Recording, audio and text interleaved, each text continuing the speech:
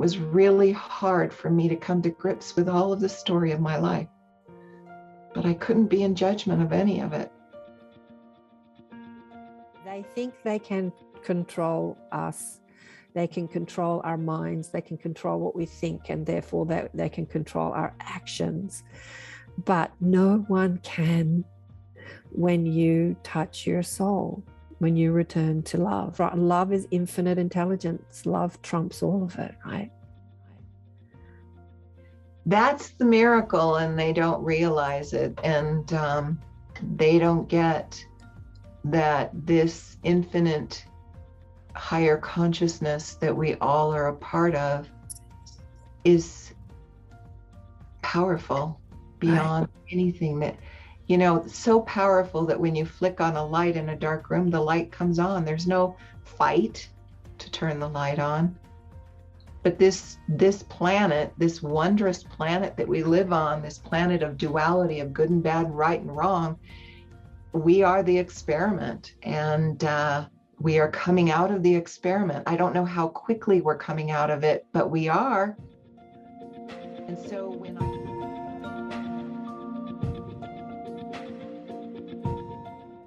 Welcome to the Inner Sanctum online group sessions with Karen Swain. This recording is some highlights from our 2 to 3 hour online sessions where I teach deliberate creation each week, and once and sometimes twice a month we invite a guest teacher to share their wisdom and their work. Enjoy the highlights, and if you'd like to join us, please go to karenswain.com/inner sanctum and sign up. Hello, welcome to the Inner Sanctum, our online group sessions with a very special guest teacher today, Serena-Faith Masterson. Welcome, Serena. So fabulous to see you again. It's so good to see you. Thank you for having me, Karen. Now, Serena and I had the most mind-blowing conversation. It was August 2020, about just over a year ago. The beautiful Tanya Castillo introduced me to you and in Portugal, and we had an amazing conversation on the show, which outlined your story in quite some depth. Blew me away because you have this incredible book, I Am Serena, which also outlines it, but I hadn't read it at the time. So I was hearing your story for the first time during the show, which we'll go into a little bit today. But I wanted to discuss today with the group, I really want to talk about healing and what's happening on our planet, because that's really a big topic of conversation at the moment. But let me just tell a little bit about you for people that haven't seen the show. You were raised in a satanic cult and subjected from infancy to covert mind control experiments aimed at splitting your identity. Serena-Faith Masterson developed over 300 unique personalities in a courageous fight to stay sane and alive.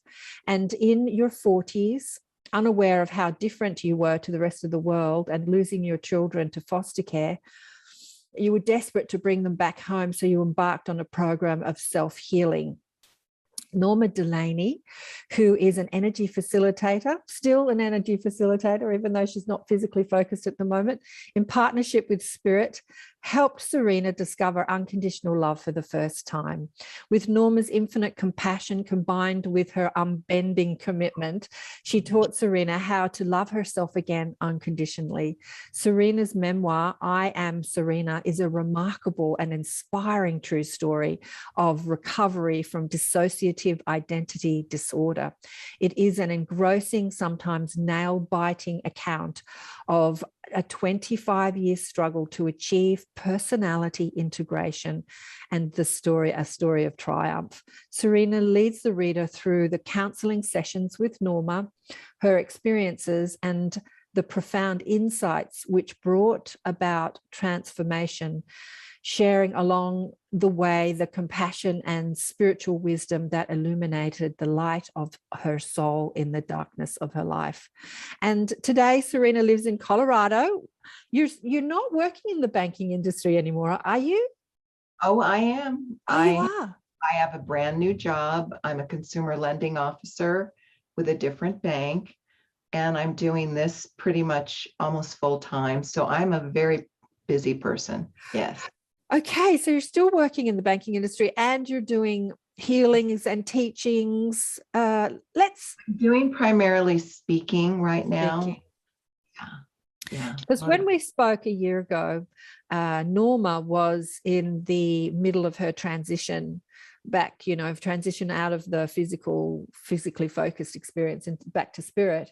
And during the conversation that we had, we were talking about her and she called. Do you remember? And you don't remember probably. Oh yes, I do remember her calling. So she was very present in that conversation, energetically and in spirit. But she left when it was the 9th of on September 9th. Which is an auspicious number, 9, evolution, 9 on the 9th of the 9th. Yeah. So maybe just for people who don't know your story, could you go a little bit over what you've been through, please? Yes.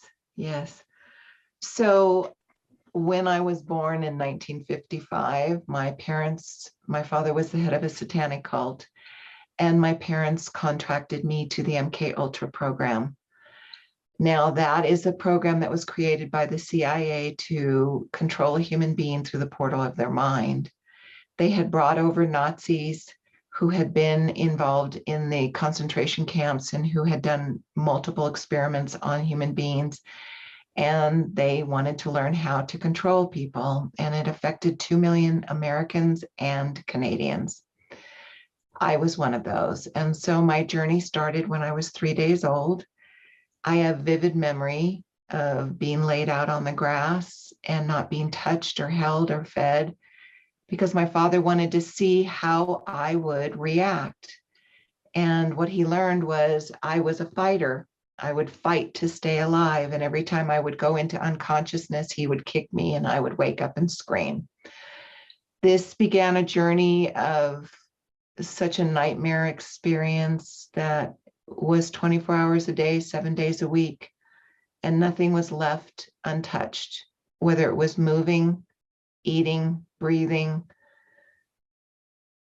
every single thing, going to the bathroom. There wasn't anything that was an experience of physicality that was not altered because they wanted to control me. It took years for me to realize the extent of the training that I went through. I met Norma Delaney in 1996 after trying 10 years worth of psychiatric work, being in a hospital for 8 straight months, and not getting very far in my healing process. And Norma Delaney began to teach me how to breathe. You see, I breathed backwards. She taught me how to start to feel my skin, feel my body, which I didn't want to. I hated my body. She taught me how to eat. She taught me how to hear her and not switch, because I switched like a revolving door. I had over 300 named personalities. So it's been a very long journey. And last year, I did not know when we spoke, Karen, that part of her honoring of my journey was that she was to die in my presence so that I could experience the energy of death in all of its entirety and see that despite the body withering away and becoming so frail, her spirit was so alive. Her eyes were still so alive. And it healed the trauma within me around death. So even after death, she is here, but she doesn't talk to me. Yeshua doesn't talk to me. Kuan Yin doesn't talk to me. They're letting me discover who I am as the master Serena that I am. So it's been a big journey and a very hard one. Oh gosh, absolutely. It's been an incredible journey. And we went into it during the show. And actually, you did, at the time that I spoke to you, you did understand that Norma was showing you about death. And we spoke about that, not at length, but we spoke about that during the show, that you were saying that, your worst nightmare was that someone who you identified as your mother and as close to you as breathing was going to leave her physical body, and that had been a terrifying thought, but you had to also meet that fear with love and understanding and compassion, and she was giving you that opportunity to heal the wound of separation, I suppose, because plus the realization of the layers of trauma around death after she passed, the willingness. For instance, on September 8th, I was sitting on the couch and I was crying. And she came to me and she said, "Would you let me go?" She came to me from the other side. And I said, "Of course, Mom, of course." And I went to bed that night. And I left my body and I went to her body in Southern California, and I touched her face and stroked her head. And I kissed her and I said, "You can go now, Mom." And she left while I was there. And it was a very profound experience for me because I was able to let go of her in a way that I didn't know I could, Yeah. A journey, layers upon layers of healing with this energy of death and being alive. So, yeah. And how have you been since then? Did you go through a grieving process, or did you process it during that time? When her anniversary came up in September last month, I was genuinely surprised at the level of grief I felt. Mm-hmm. But I kept breathing and I didn't stay in the surprise, because surprise means that you're stuck.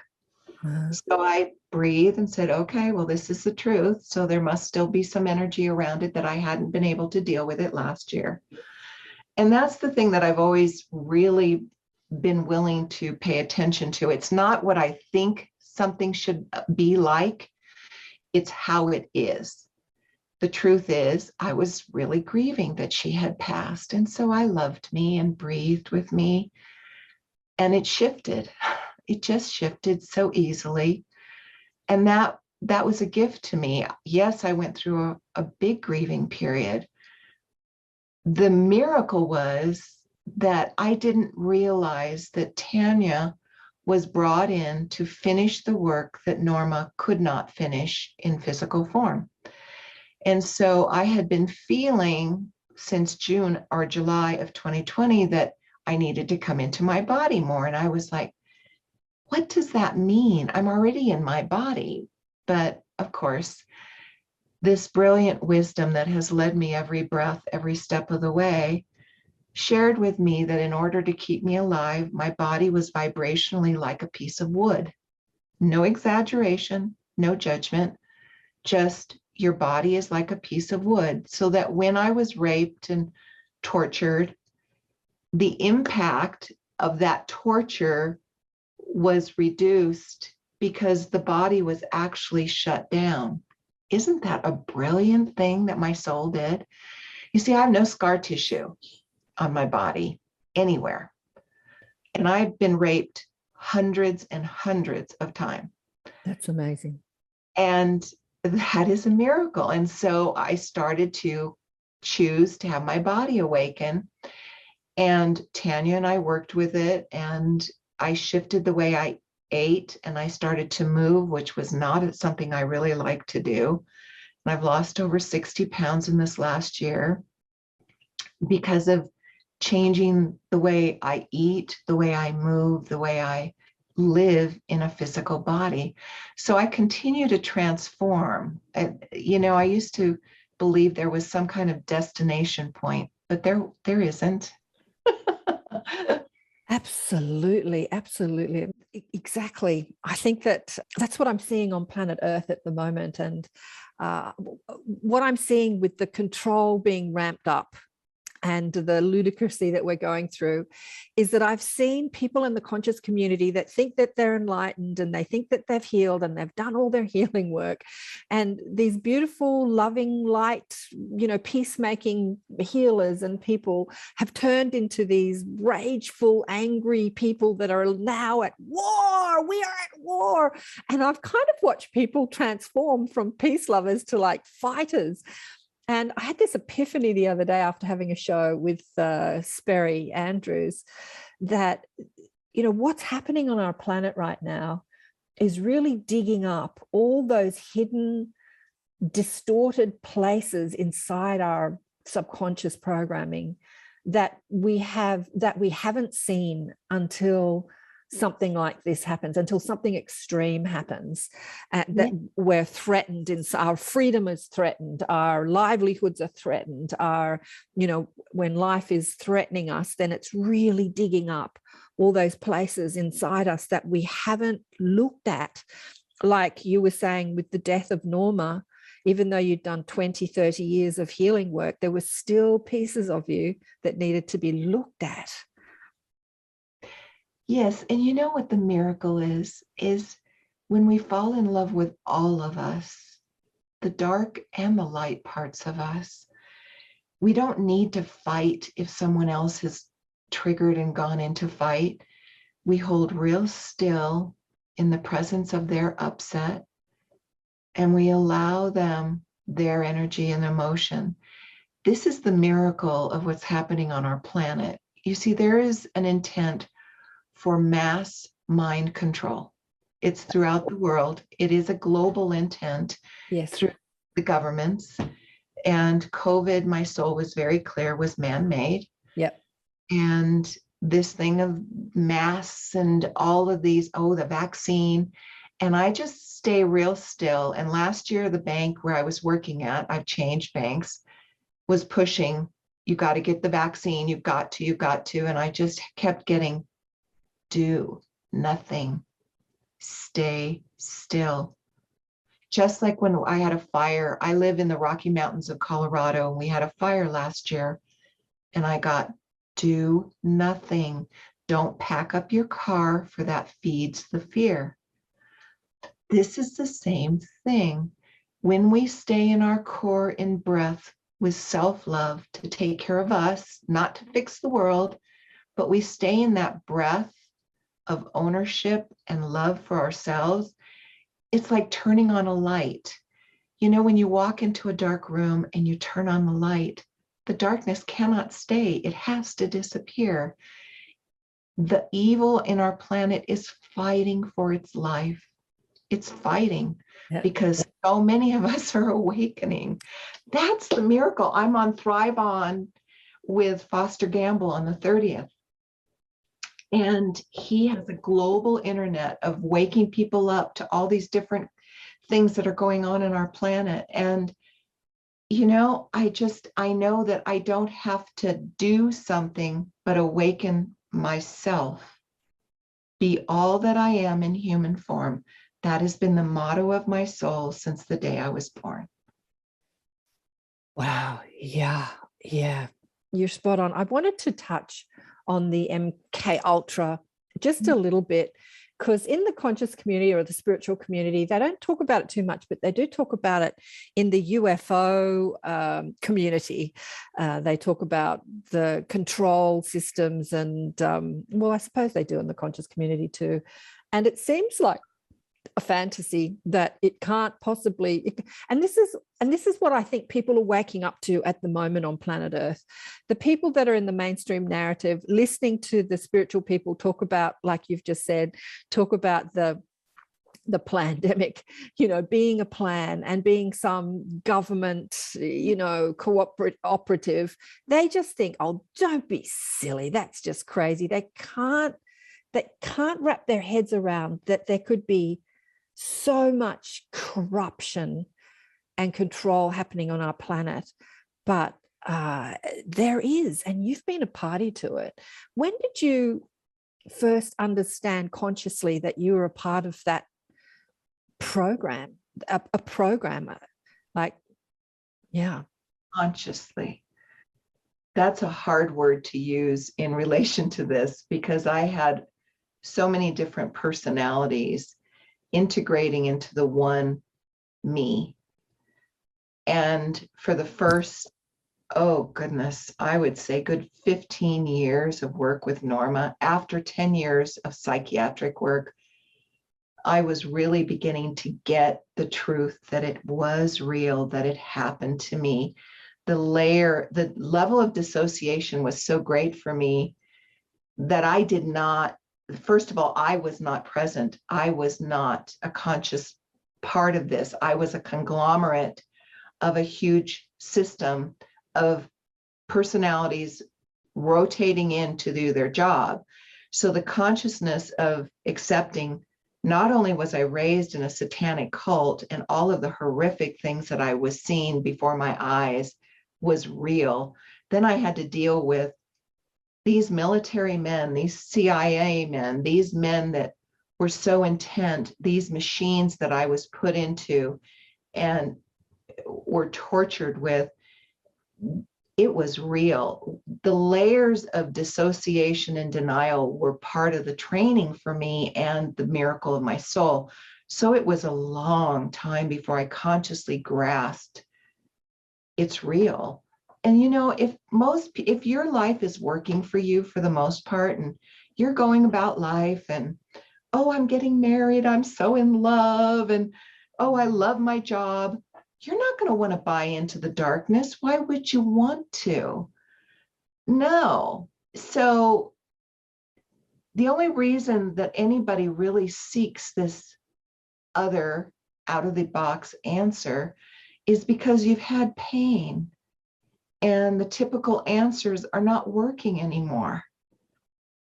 Just like for myself, being in psychiatric care for 10 years, trying to get my boys out of foster care, and the hopelessness of it, because memory after memory kept coming up, person after person kept appearing out of the blue. And that's when this still small voice within me said, there's something more. There's something more. And when I opened to that, I met Norma Delaney. And see, that knock on the door, every single person has, but it might not be in this lifetime. It might be in another lifetime. But you see, only a small amount of us humans on this planet need to awaken for all of us to awaken. Did you know that? Absolutely. Yeah, that's the miracle of the 100 monkeys. The 100 monkeys. I love that. The 100 monkey. Yeah, that's the brilliance of critical mass. Yeah, my guides have said to me less than 5% need to awaken. But in saying that, they said that this is not about waking up to awareness. This is about living that awareness. And there's a difference. Yeah. Mm-hmm. That's why I am so passionate that nothing gets in the way of becoming all that I can be in human form. And I feel that I'm at the last end of that myself, for I'm in a state continually of coming back to this present moment, which, believe it or not, Karen and everyone, is a very difficult thing for me to stay here in this moment with no story, no plan, period. No plan of what I should be doing in my job or how I need to promote my story. Stay right here. And then my mind goes, and I come back here, right to this moment, to this breath, to this stillness. Really is a practice, and I'm not very good at it yet. Doug, I think you're better than most. Your story and what you've done with your life has been huge. You haven't just done it for yourself. You've done it for humanity. What you've been through and how you've transformed that and come back to the identity of soul and spirit and your higher self or God or whatever you want to call that, rather than being... Soul is good. Soul is good. Love, coming back to the identity of love. And yeah, being this higher consciousness, not this small mind consciousness. Right. Yeah. When Jesus, Yeshua, I call him Yeshua, but when he came, he told me and Norma, he said, you have cracked the veil on man's unconsciousness. It will never return to the same place that it was. And I didn't get it at the time. I thought, wow, that's a really big statement. But I also didn't realize the level of work that we had done, because we had lived in such a nucleus of such compassionate love and commitment. I didn't see beyond the work that she and I were doing. But now, these few years later, I realize, yes, we did. She was so courageous to make a commitment to me that was before Garrett, before the puppies, before her work with anyone else or her breath work around the world. Her commitment was to me. I didn't realize that. And my commitment was to keep showing up and breathing and being real and honest, no matter how hard it was. Her commitment was to you, but I think that on a maybe conscious level or unconscious level, she also knew that that commitment was to mankind, humankind. That the work that you two were doing was so much bigger than just two personalities, just, well, you being the 300 personalities and her, two people. and all your other personalities. Bodies. How's that? Two physical bodies, yeah. Does anyone have any questions at this point? Let me just... No, but before I answer, I want to invite all of you to take a couple of breaths deep into your core, through your nose. Exhale through your nose and settle deep into your body, because I want you to hear what I'm going to say from your wisdom so that it can resonate within you. It's not a head answer.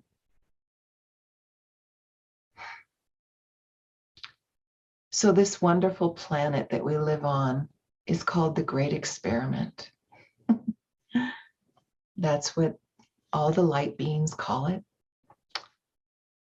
For it is the extreme darkness and the extreme light of free will. And we, the human beings on this planet, are all in different grade schools of experience. Some of us are kindergartners. Some of us are in graduate school. Some of us have graduated and are practicing this wonderful awakened state of consciousness on this planet in physical form. I'm probably in graduate school. I have not fully awakened. Tanya Castillo has fully awakened. But I had to come to great compassion for Hitler and my father, which was a very surprising thing for me. It happened maybe 6 months ago. You see, we all get to choose, every single one of us. And when we come into our lives, we get to choose what we want to do. And yes, we are all light beings, even Hitler. And no, there is no hell. The hell that we experience is this hell of duality, of being stuck in a perpetual circle of PTSD and trauma and the mind chatter of you're not good enough. If you only did this, if you had a love that loved you, you'd feel good, and all the mass conscious lies. But you see, a long, long, long time ago, when the Lomorians came to this planet, and I was one of them, we wanted to bring the light to the world and to this planet. Well, the Atlanteans also came to this planet eons later to bring the darkness to this planet, which was also an intent. And you see, the Atlanteans also come from this God source. Light and dark, they are the same. They're not, the bad is not bad. That's the thing. It took me so long to come out of judgment of my father was so evil. Now, my soul showed me things that my grandfather did to my father.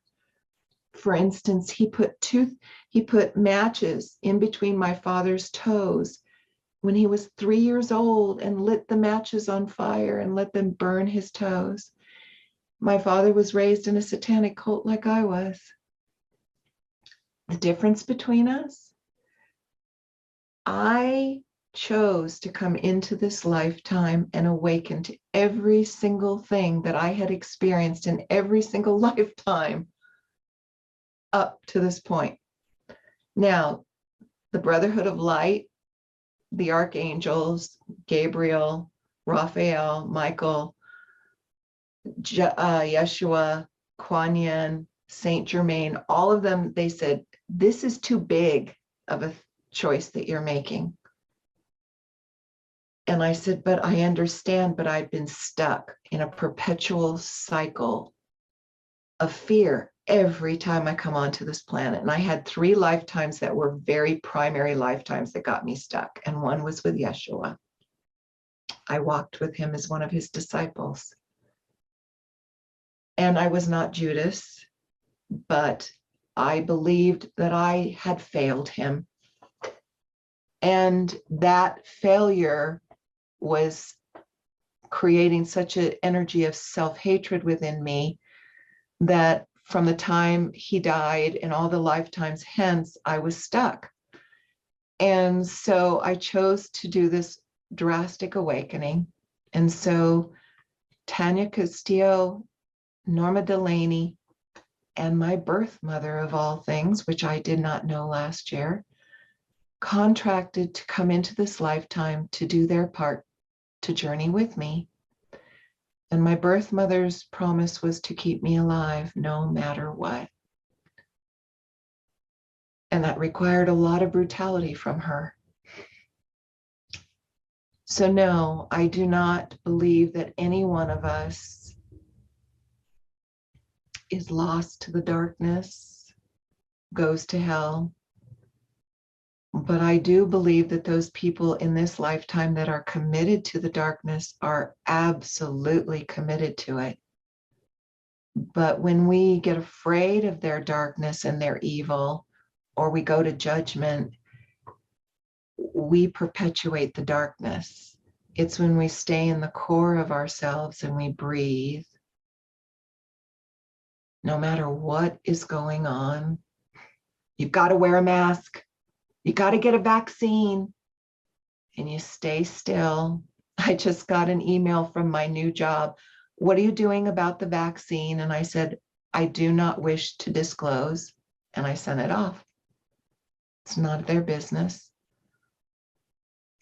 And it's not easy sometimes to stay in this stillness and not go to a quick answer here. It's not. I am the first to tell you. I'll be really honest with you. 3 days ago, I had my last cap removed from when I was 15 years old. And it had a lot of energy with it. And my body went through a physical transformation. I was ill for the last 2 days. I couldn't even go to work. From my waist down, my stomach, my intestinal tract was raw. My hips, my legs, they ached.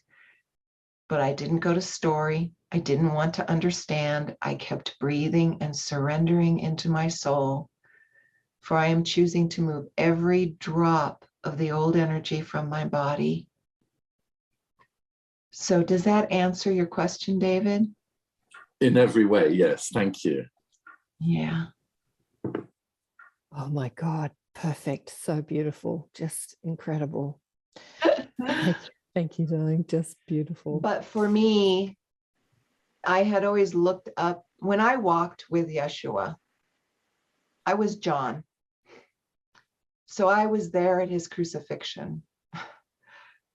And it was a nightmare. And I always looked up to him. I adored him. I walked on the water with him. I was always so willing to try whatever he said. But when he began to introduce us to the idea that he was going to leave in a year, because he started to let all of his close followers know, I will not be here in a year. I was just like, no, sorry, no, la, la, la, la, la, I don't want to hear it. It's about what I did. But you got to realize I was young. I was probably 26 years old when he told me this, and I loved him. I adored him and I looked up to him. So when this lifetime came, and they all said to me after mom passed, because I call Norma, she's my mother, and they said, it's time for you to stand on your own 2 feet and find yourself, for you are a master, Serena. Serena-Faith. You are a master in physical form. You must let go of every shred of identity of you as a victim. So we're going to stay quiet. And I've always said, okay, gulp. Okay, gulp. But I had to stop looking at Norma and Tanya and Yeshua and the archangels and all of them as being more or better than me.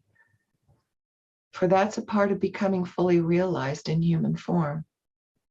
No one is more than us. That's what it means to be God in human form. So I infrequently get to message Tanya, and she and I talk infrequently. And I'm a part of her breath sessions. And she asked me the other day, she said, how close are you to feeling that you are all that it is? And I said, I'm closer than I've ever been, but I'm not all the way there yet. And I'm getting more comfortable with not having them talk to me. I must find my own answers and my own way. Does that answer your question? I want to say to you all, thank you so much again, Serena, for sharing. I'm just loving this. I'm totally in love with you. This cat's jumping all over me as usual. I'm surprised mine hasn't showed up. he just loves the energy. Can you see? Anyway, I wanted to say to you all that what Serena has said about herself as a walking master is every single person on this call today and every single person that will tune into this conversation, that this is all of you. Mm-hmm. I mean, in truth, it's every human being on the planet, but not every human being on the planet will awaken to that awareness. But you will, and now you have an opportunity to actually live that awareness. So as we go through our spiritual transformation, we start to awaken to who we are as conscious beings, as psychic beings, as beings in touch with our soul or our spirit guides, as now I'm talking to my spirit guides, now I'm channeling my spirit guides. And then, you know, the journey takes us to like being that which we are seeking, being that divinity that we are seeking in our spiritual journey. And that's the journey, right, Serena? That's the journey we're all on. Yes. And the realization, you know, when we're told, oh, the God energy is within us, we're all God, we hear it and go, oh, yeah. But we don't get it. Right. Because we're humans and we've got this finite consciousness. But when we begin to do this soul work that we're all on, and we intentionally invite the soul brilliance into our life, into our bodies. And see, this is where Norma was so powerful with me, is she said, ask your soul, do this conscious breath, breathe this soul energy into you. It's your choice to live, Serena. I began to connect with another reality outside of the frantic mind that I had only known my whole life. You know, my mind was layers of chatter and training and rules and trauma and PTSD and memories. And so when I would call Norma on the phone in the morning, hysterical, and she'd go, hello, I'd go,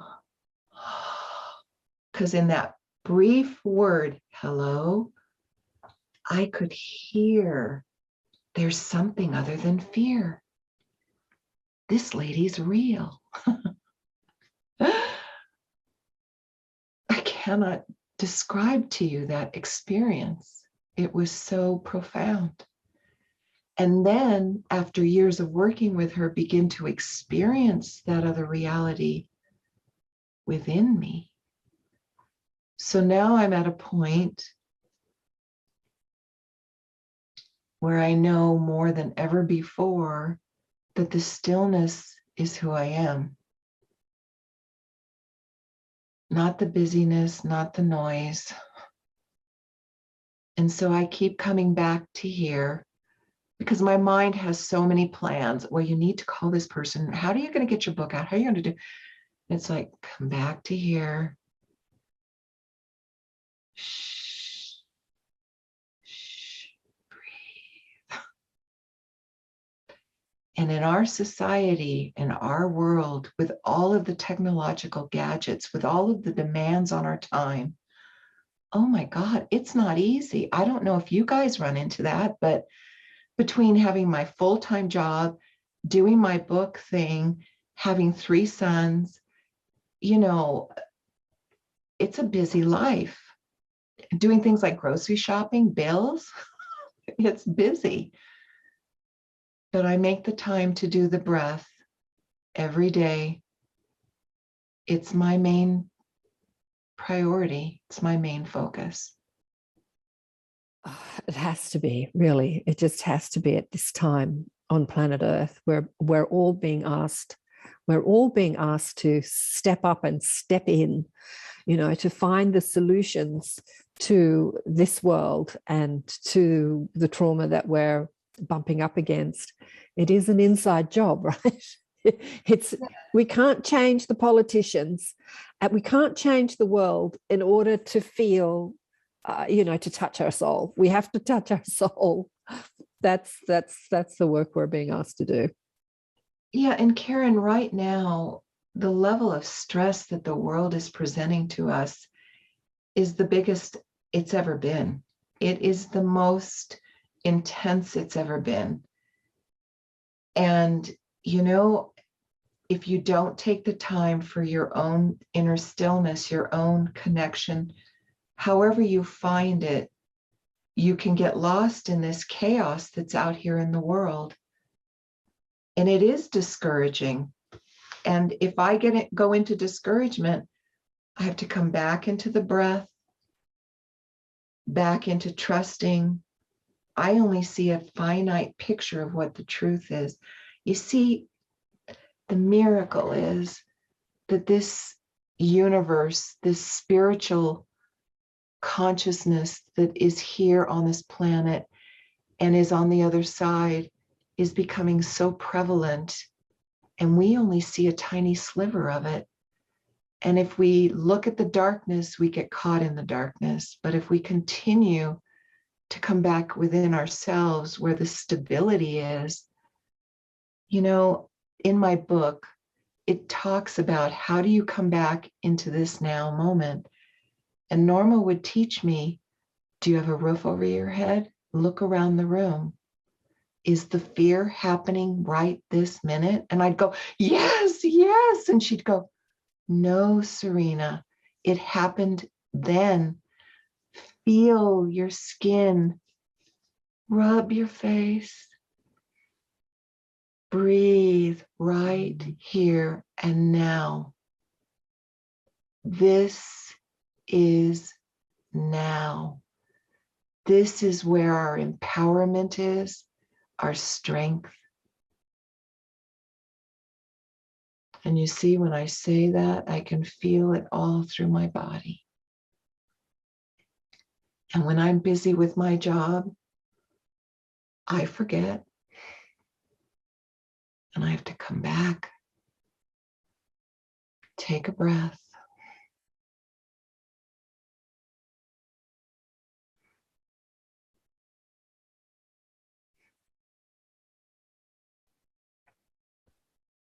In this brief moment of stillness, can you feel the sweetness of it?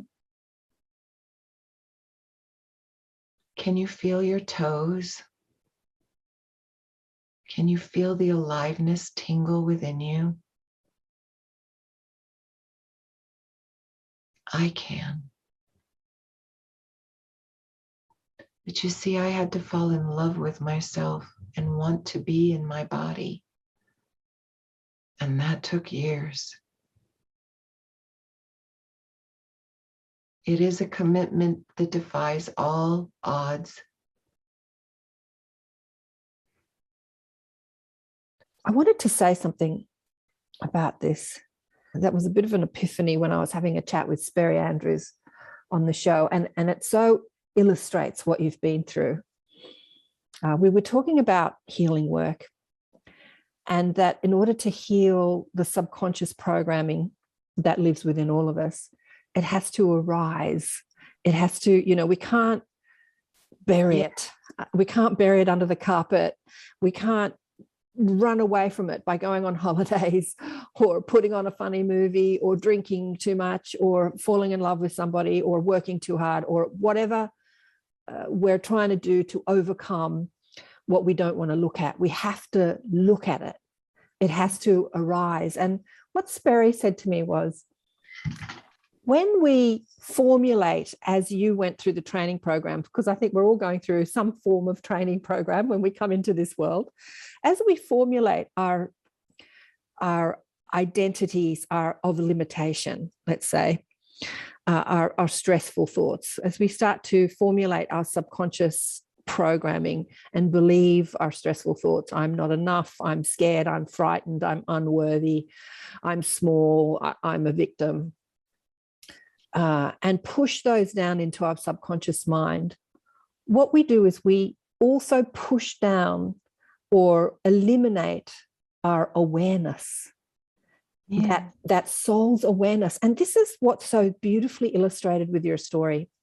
Because when you were in a personality, when you were demonstrating one personality, that personality wasn't aware of all the other personalities living within you. So like you said so beautifully on the last show, Norma so patiently would speak to you maybe 30 times a day as you would ring her with the same problem, but a different personality. And that personality wasn't aware that you just said that 5 minutes ago. So awareness disappeared. Awareness left you as you started to formulate these personalities and become identified with the personalities based on the stress and the trauma that you had gone through in your life. And as the personality, as the trauma was revisited, as it comes up and is revisited and is met with love and understanding, so awareness returns. Awareness of there's more than one of me living in this body. Awareness of what I'm believing to be true, like awareness starts to return and expand. And eventually that awareness returns to the awareness of who I really am, beyond the personality and my stressful thoughts and my beliefs about myself. I'm actually none of that. And I become aware of who I really am. And that's what your story so beautifully illustrates, I think. Well, I'd love to share it in much more greater detail than I've ever been aware of. Since we spoke last year, what I realized was all of us, every single person has trauma. So a good example is you're 3 years old and you're racing through the house and you're squealing and screaming in joy, and your mother grabs you and goes, "Oh my God, just be quiet for 5 minutes, 5 minutes." And that little person that you are goes, "Ah!" And in that moment, that piece of energetic experience is pulled out because the child energetically steps back out of the body. And every single one of us have had that happen. For we are this energetic being that lives in a physical body. So our beingness is so much bigger than the body we live in. So in my case, my soul had the brilliance, for it was not the small mind. I listen to people and they say, "Oh, your mind was so brilliant." No, it was this higher consciousness. That's the brilliance. And so here I am being brutalized, and my soul takes that experience, puts it in a container, puts it in the freezer until I'm ready. Trouble was, because I was so brutalized, my freezer was brimming over and there was no authentic consciousness left. There were all the parts all the puppets doing their job. I was literally a living robot. So when Norma began to teach me to breathe this soul breath that's in my book, this breath of intent to become alive, what I didn't know was she was saying, Serena, you're bringing in your life force into this dead body, into this unconscious beingness called you. So, she was so brilliant. I'd be sitting there and my hand would be like this, and she'd go, I need to speak to the person who has their finger up. And that person would come forward. You see, I was so controlled. You could go like this, and I would switch. Somebody would touch me like this, and Veronica would come forward. You could say a word, and that person would come forward. To be in that level of robotic existence, there was no authentic living person in my body. And so we all have these aspects of ourselves that we need to fall in love with. And so when you overdrink, you overeat, when you run from being uncomfortable, you are running from a part of you that's saying, knock, knock, knock. Would you listen to me, please? I hurt so bad.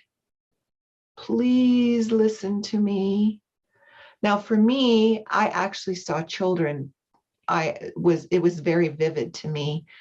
But when my one son, he goes, Mom, I don't see anybody talking to me. And I go, I understand, sweetie, you're not a multiple personality, but would you breathe with this pain in your hip? Just touch your hip and breathe. Invite it to come home. For in falling in love with ourselves, we're saying, I choose to integrate this wounding that's been over here waiting for me to pay attention to it. And see, for most people, being unconscious still works. Whether it's alcohol, drugs, overeating, watching too much TV, watching pornography, falling in love, whatever it is, that fix works. I have no judgment about it because I used them all for many, many years. Not pornography. I was in pornography as a child, but those things worked. And Norma would say, you love to be numb, Serena. No, I don't. She'd go, don't argue with me. You love to be numb. Took years for me to grasp, oh, that's why I cut my arms with a razor blade and didn't feel a thing. Because I loved to be numb. Part of becoming awakened is you need to pay attention to the pain within you so that you can be there for yourself and love yourself. And it's okay to ask me any question you might have. When you were talking about your Jamaican woman, that's the beauty of this, is when we truly choose to awaken, we always are brought to people in our life that are there to help us on our journey.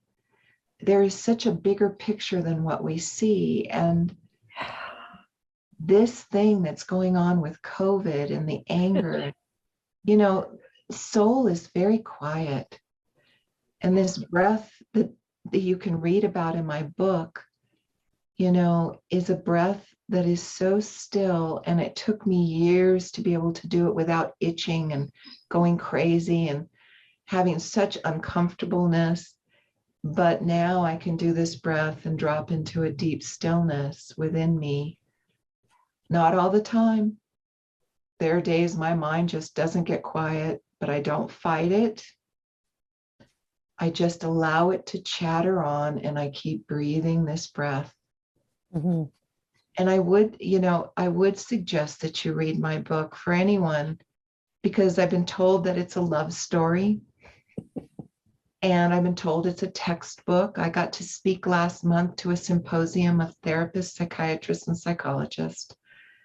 And I have to tell you, it was a full circle moment for me, from being in a mental hospital for 8 months and then being part of a hospital program for over 3 years, and believing they were so much better than me and they knew what to do to help me, to sharing with them this breath. And the miracle was at the end, it was 3 hours.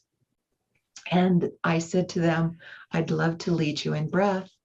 Would you be willing to get down on the floor and get as comfortable as possible? Prop your legs up and be as comfortable as possible.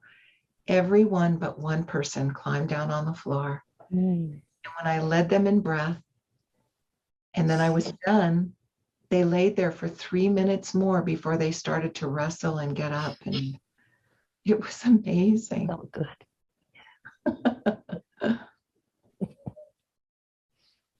Oh gosh, I'm talking away. I'm muted. Thank you. Thank you, Shirley. Anyone else got any question? I wanted to also address that, you know, the work that you're talking about, Serena, the breath work and returning to that broader perspective, that soul's perspective, that unconditionally loving perspective of self is never more important than when we do hit those parts of us that we want to run from. And as we run from them, by overeating and drinking too much and going out and jogging, or just, you know, as we run, I have a friend that literally runs. She's a runner. As we run from them, the messages just get louder until it's so loud that you're in so much intense physical pain that you just can't seem to, you know, you just can't seem to operate because you're in physical pain. But when you do meet your pain, you have to meet it with that understanding, that breath that you're talking about. You know, I do this work often with my clients and with the group, you know, meeting the emotions and the pain within us and listening to what it's saying to us. Like, stop trying to get rid of it, fix it, heal it, overcome it, take a painkiller, but listen to what are you saying to me? Yeah. So that's when the work is important, when the pain arises, when the anger arises, when the rage arises, when the frustration arises. That's when the work that you're teaching and that you're doing, that you've done, that's when it's so important, don't you think? Yes, because for me, the tremendous rage that I had, I was shocked at how rageful I was. We're talking killer rage. And when I was in shock, when I stepped back energetically, emotionally, when I had judgment, well, I shouldn't be that way, whatever, I had to be willing to sit so still, no matter how uncomfortable it was, and breathe. And many times I would say, soul, I don't have the capacity to do this without your compassion. You must fill me with your compassion. You must fill me with your love, your strength, your willingness. Because there were many times I wanted to run, and I did, you know. And Norma would say to me, Serena, I can't do this for you. I'm sorry, you must do it. I can cheer on the sidelines, but you must do the work. And I'd say, okay. And one day was a great gift for me. She was trying to help me see some truth, and I didn't want to see it. And I kept saying, no, no, no. She got up and she looked at me and she said, I don't come here to fight with you. She said, I need to go now, and you can do the work. And I was like, I was shocked that she was leaving the house. And I was obsessed with making it okay with her. That's all I wanted to do, was make it okay with her. But I knew that wasn't the answer. And I kept breathing and saying, soul, show me the way, show me the way. Soul, give me the willingness, the passion to do this work for me, not for Norma Delaney, not for anybody else, but for me. You see, at first I was doing the work to get my boys out of foster care, and then I got them out of foster care. And then I was doing the work because I loved Norma so much and she was approving of me. And finally I had to get to a place where I was doing the work for me. That's the deepest self-love that we can give ourselves, when no matter how uncomfortable it is, no matter how ugly we think it is, we sit still, we breathe. And when you're being judgmental towards yourself, God, it's so easy. It's so easy. When my belly started hurting Thursday morning around 3 a.m., my first thought was, what's wrong? And I got up and I was like, whoa, whoa. And I kept breathing, and it wasn't easy. I was really uncomfortable. And my legs were aching and my hips were hurting. And it was just like, oh, what is this? And I wasn't getting an answer. You see, I love to get answers from all of them. They'd say, oh, Serena, blah, blah, blah, blah, blah, whatever. And instead, I just stayed without an answer. And I love answers. I just kept breathing and breathing and loving me. And all day Thursday, I slept. It was really weird. But you know what? A body cannot go through the level of trauma that I did and it not shake me to come out of that kind of trauma, to have that toxic energy leave my body. And so by Friday, yesterday afternoon, I started to feel much better.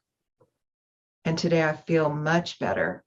I'm not 100%. My intestines are still a little sore, but I know I don't have to figure it out. And that's the miracle. I was asked, I'm 66 now. And so I had to go and have a wellness check at a doctor so they could see me while I'm well. Now, I don't go to the doctors, but I said, okay. So I went to the doctors, and this was a week ago. And the doctor goes, so what do you think about vaccines? I go, no. He goes, well, what about colonoscopies and mammograms? And I go, no. And he goes, well, I really think, and I go, and I know you do, and I honor the job that you do to help people, but I don't go to the doctors. But I'm not in pretend, because I watched Mom get cancer and she didn't know why. And she was doing some bigger purpose. So I'm not in pretend that I may need a doctor someday. So I just said, I just trust that when I'm going to need a doctor, I'll show up. And the guy goes, okay. So I am a little bit odd that way. I'm exactly the same as you. I don't partake in the allopathic profession.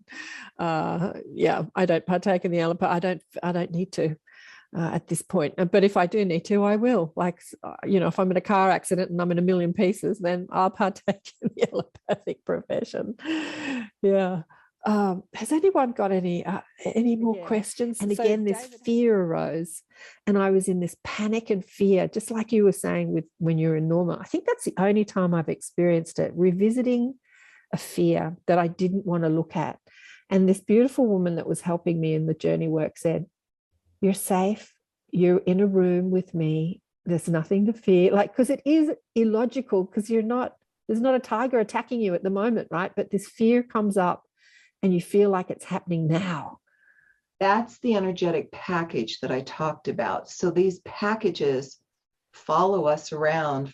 And when we don't resolve them from this lifetime, the past lifetimes, those packages sit with us.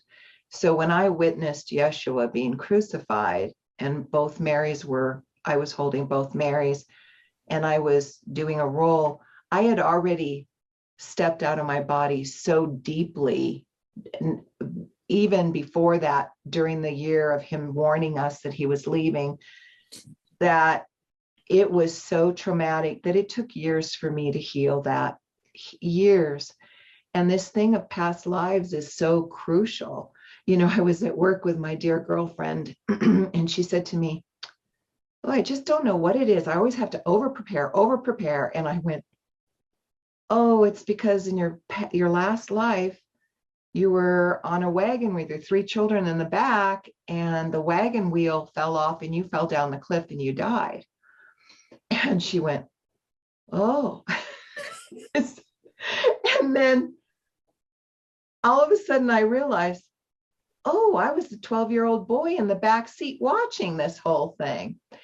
You know, birds of a feather, they like to flock together, just like Shirley, I know you in a past life. Now, I'm not going to open that door and look at why. It's already been healed, but I trust that these things that we all bring in is a part of the integration process. And see, this is what my book is about, is integration, is the integrating into the greatness of me,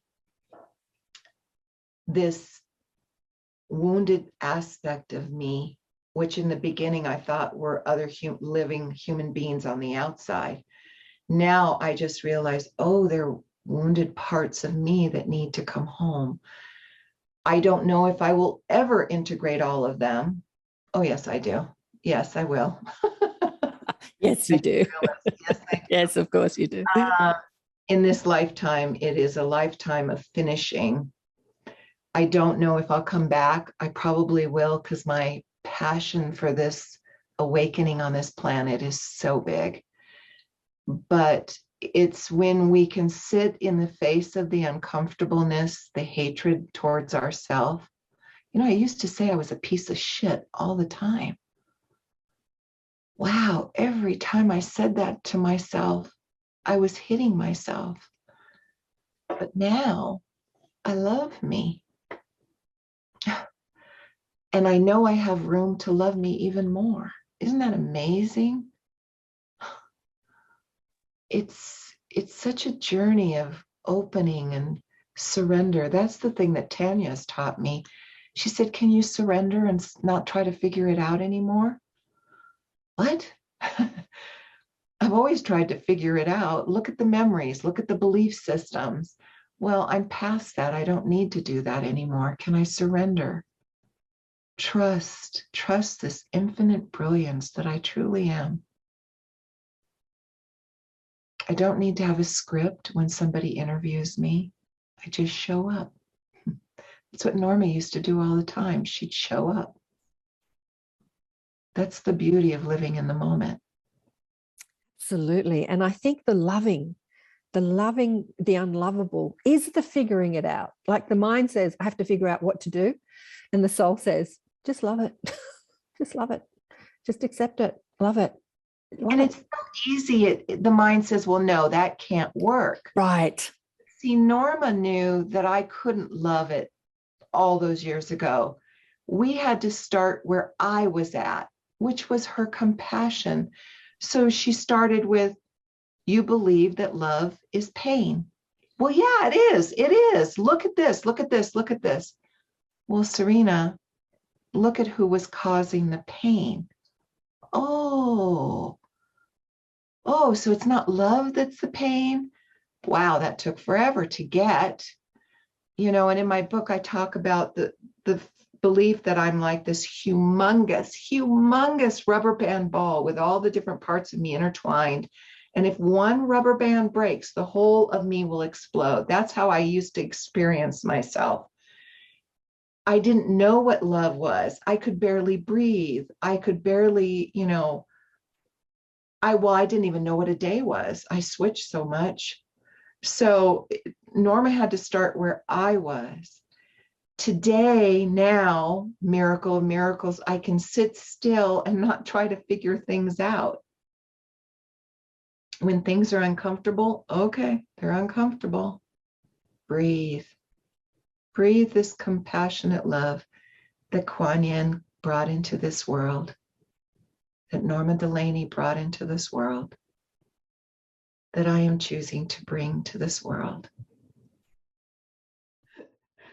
I wanted to just go back to what I was experiencing when the fear was arising.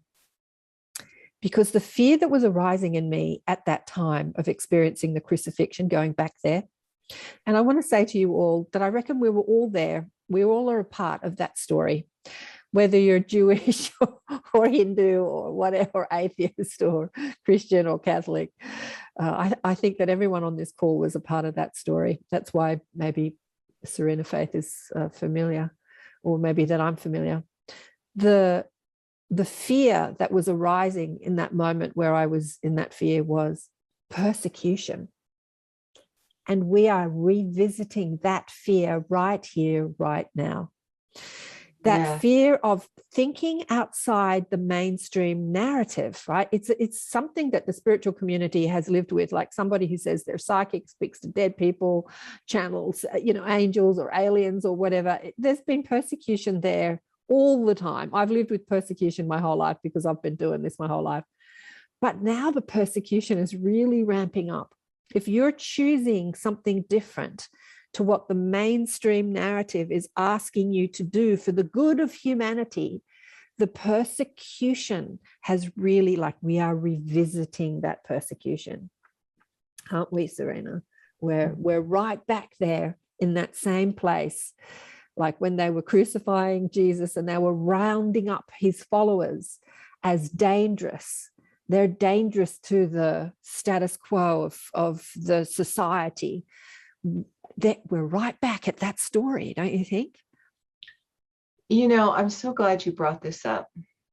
These experiences were so out of touch, but as John, I had walked on water. I had healed the blind. I had done everything that he had done. He had taught me how to use energy without this interference of mind. You see, we can all do it. That's the thing.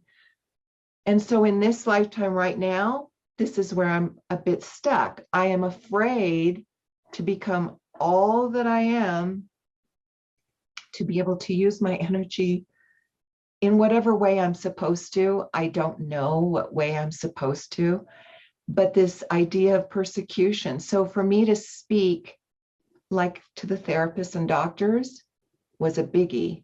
To be on the show next on the 30th on Thrive is a biggie. Yeah. These things, they push at me, and I just keep breathing because I'm not supposed to be at the bank forever. It's not what my purpose is, and sharing this with you all, the truth of being John, which I've never shared either. My sons don't know this, I don't share it. You guys are the first. But, I'm tired of hiding the truth of my life. The Catholic Church makes John a saint. Yeah. He wasn't a saint. He was a fearful young man. I shouldn't laugh. Oh, my goodness. He was the youngest of multiple sons in his family. He was a human being. He wasn't a saint. Yeshua was a human being. We're all human beings. That's the thing that I'm getting. Can we transcend these ideas in mass consciousness of what we think Jesus was? Exactly. I'm having a conversation with a guy on the show called John, who was also John. Mm-hmm. And he's putting himself out there as the reincarnation of John. And people would say, well, that's confusing. How can two people be the same person? And then Esther Hicks in the Teachings of Abraham tells a story of going to a city, and I can't remember what city in the States it was. And Abraham, her guide, said to her, oh, you lived a past life in this city, and there's a statue made of you in this city. You'll really enjoy the energy of the city. And she said to her guides, well, who was I? And her guide said, well, we're not going to tell you, but when you stand before the statue, you will remember. And so she's there with her daughter and her husband, and all three of them stood before the statue of some politician. I think the city might have been Washington. I'm not sure. I forget the details. And all three of them declared, this was me in a past life. And so she's gone back to Abraham and said, how can all three of us be one person in a past life? And Abraham said, because the soul is infinite and can split itself into infinite aspects. Yes, that's what I got, was that human in this form of John, remember, was so much bigger. Right. So much bigger. So on the other side right now, where Norma and Garrett and all of them are, they are a pool of energy and consciousness. Okay. So I brought in the life of John because I am a part of that pool of consciousness. And Mom said it so beautifully. Norma said it so beautifully. She said there's flavors of consciousness on this planet. And they're all higher consciousness, but they're different flavors, just like ice cream. Right. So one flavor, and Christianity, Yeshua is another flavor. Kuan Yin is that flavor, but she's also Buddha flavor. So, but it's all light flavor. Do you get what I'm saying? It's all the flavor of light. And so they tried to explain to me, yes, you were John, and your purpose is to bring this lifetime into your body so you can be done with being stuck. But this soul energy splits into multiple, Absolutely. It's too big for us to conceptualize. Yeah. But I just trust. I know I had to work through the crucifixion. I had to work through the memory of yelling at Yeshua. I was so angry at him. Of course, it's not in the Bible, but yelling and screaming at him in front of all these people and saying, you can't die, you can't leave us, and huffing off and falling in love with that part of me, saying it's time to come home, no more judgment. And do you think Norma was an aspect of Christ? She was there. She was Mary. Oh, okay. She was Mary. Because interesting, because again, you've repeated, I'm getting to these questions. I'm going to get to these questions. You repeated that same story again in this lifetime, that someone that you look up to and admire and love was leaving her body. And then you had to go through that trauma of feeling that separation. Okay. So Michelle says. Driving. 2 weeks ago, I was driving down the street and this lady literally pulled out in front of me and I went, oh! No, it scared the crap out of me. I missed her by maybe a foot. And it's okay, Serena, breathe. And I was talking out loud to myself, breathe, come back into my body. And I'm breathing as I'm driving to my job. And I was like, okay. And I stopped the car and I breathed. It's in the middle of when I'm talking here, or I was talking to the therapist and psychiatrist, and I could feel my body start to go like this. And I was channeling so much energy. And it was like, okay, wiggle my toes. Breathe. It's okay. Breathe. And I was calming all of me in this moment. It's always choosing to be the authentic self, whatever that is in the moment. Because you know what? Our minds have these ideas, oh, this is what spiritual is. And when you read my book, and what you realize is I was a very little emotionally immature child. And the first time that I went with Norma to get chai tea and I stood behind her. Now I idolized her, and maybe I'd been working with her maybe a year, and I stood behind her and her hair was all messy in the back. And I went, oh my God. And I freaked out and I didn't say a word, but I started to just was going to switch. And she said, Serena, what's wrong? Nothing. She goes, you can tell me anything. I can't tell you here. And so she took me back to the house. She goes, what's wrong? And I said, your hair is messy in the back.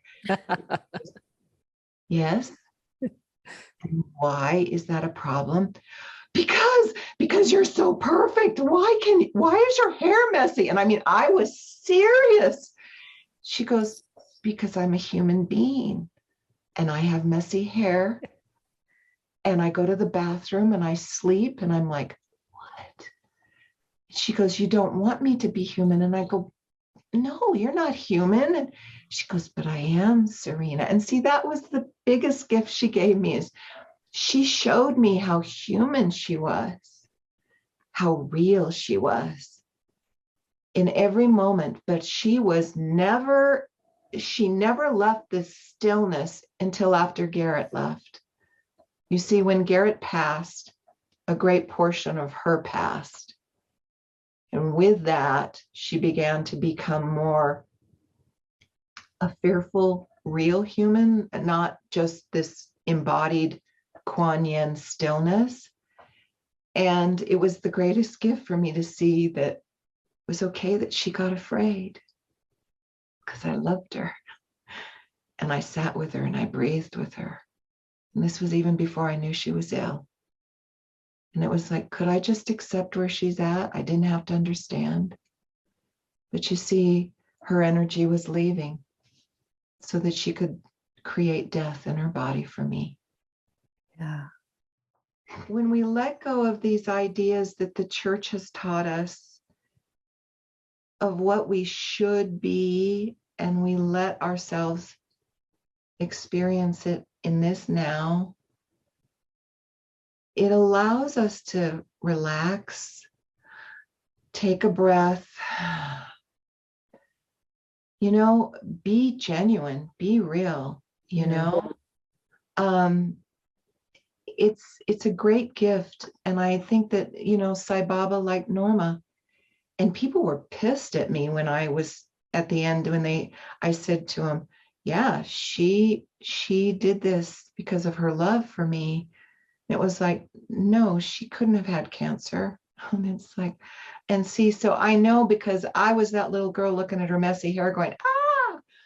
And I mean, I got to live with Norman Garrett for a total of about a month, 2 weeks in 2 different experiences. And that experience showed me how real she was as a person, and let go of the ideas of the mind, because they're lies. They're parts of mass consciousness. Jesus was very real. He had cracked and bleeding feet at times. His feet were dirty. He had body odor. I mean, he was a living human being. We all are. Exactly. We all are. It was really hard for me to come to grips with all of the story of my life, but I couldn't be in judgment of any of it. They think who are they? The agenda, the controlling elite, whatever you want to call it, the cabal. They think they can control us.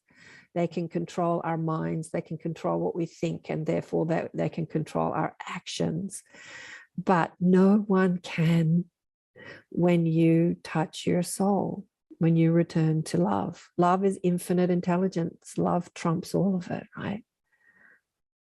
That's the miracle, and they don't realize it. And they don't get that this infinite higher consciousness that we all are a part of is powerful beyond anything that, so powerful that when you flick on a light in a dark room, the light comes on. There's no fight to turn the light on. But this planet, this wondrous planet that we live on, this planet of duality, of good and bad, right and wrong, we are the experiment, and we are coming out of the experiment. I don't know how quickly we're coming out of it, but we are. And so when I hear about global warming and COVID and all these gruesome things, I come back to me and I take a breath. And you see, I don't watch the news because it's fear-oriented. I don't like it. I just come back and say, I trust now. I trust that there is a bigger picture than what I know of. Yeah. And I surrender into my breath, into me, into the arms of my soul. My brilliant soul that I am. Right. Norma could stand and lead a whole 400 people in breath, and people would swear that she had come over and touched them. Well, right. Her body, and I've got a picture of Norma looking at Garrett like this, and her energy is coming at him this way. And there's an actual photograph of her face looking at him this way, even though her physical face is looking at him this way. It is the best picture I have of her, because that's the love that she was giving me every day. Yeah. She was just coming toward me with her energy and her love. And this is something we can all do. As when we think about people, and this is what I say to people, we've been trained to worry about people, and then we've been trained to call that love. So as I think about you and I worry about what can happen to you, and I visualize you getting into trouble, and, you know, we're actually sending that message into the matrix. But as we think about people, even when they're dripping with their pain and their illness and their worry, as we see them illuminated and see them in their mastery, we're sending that message, that we're sending that energy out. Like, yeah, this understanding of how we can realize what powerful creators we are. Right. We really, and I say that compassionately towards myself, because I don't realize the powerful creator I am yet. I know it more than I've ever known it. But, you know, like people say to me, Serena, your book, it's so profound. How did you know to write it like this, blah, blah, blah. And I didn't. I just sat at the computer and typed, you know. The brilliance is so much more than us. And that, you know, when I realized that the soul is wrapped around me, through me, with me all the time, I am never alone. What a comfort that is. It's the illusion that I am alone that is what propels us to be afraid. Yes. Thank you so much. Thank you, everyone, for being here. Darling one, thank you. Thank you so much. It's been such an honor. It's been just such an honor. Thank you so much. Thank you, Serena. Thank you so much. Thank you. Beautiful. Thank you, Serena. Thanks, Serena. Love you all. Can't wait to read the book. All right. Bye. Big love. Thank you so much. Bye. Bye.